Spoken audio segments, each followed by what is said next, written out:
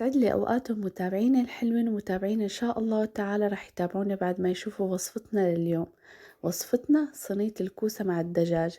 وصفة غريبة، مين منا تجرأ يدوق الكوسة مع الدجاج؟ كل مرة بندوقه مع اللحمة، هالمرة مع الدجاج. وصفة جدا لذيذة وطيبة وتستحق التجربة، وبالذات اللي بيحبوا الريجيمات. يلا نروح على المطبخ، نقطع الكوسة مثل ما نكون شايفين شرايح رقيقة، ومنملحها على الطرف الأول، وبنترك 10 دقايق، بعدين بنقلب على الطرف الثاني بنترك 10 دقايق لتطالع المي اللي جواتها ومنشفها. ولو ما تنشفت معنا 100% ما في مشكلة. وبعدين بنجيب المقلاية بنحطها على الغاز، وبنحط البصلة، مقدار بصل يعني أنا هون الكمية صغيرة. بنقلي البصل منيح، بعدين بنزيد عليها الثوم، تقريبا هون سنين توم صغار قسمتهم ناعم وحطيناهم، بعدين فليفلة ملونة اللي بتوفر عندكم. مهم الفليفلة بهالأكلة بتعطيها تجانس كتير طيب مع النكهات، عن جد جربوها.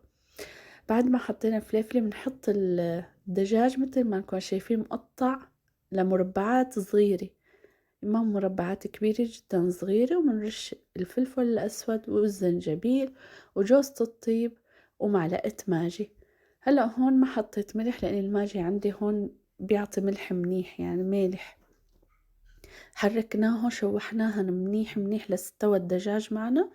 وبنكون نحنا هلأ منروح منجيب صحن بيركس للفرن، كمان بدنا نحطها بالفرن. صحن بيركس متوفر عندكم شي ينحط بالفرن، بنطبق الكوسة مثل ما نكون شايفين على الجوانب بحيث يصير معنا مثل البقجة.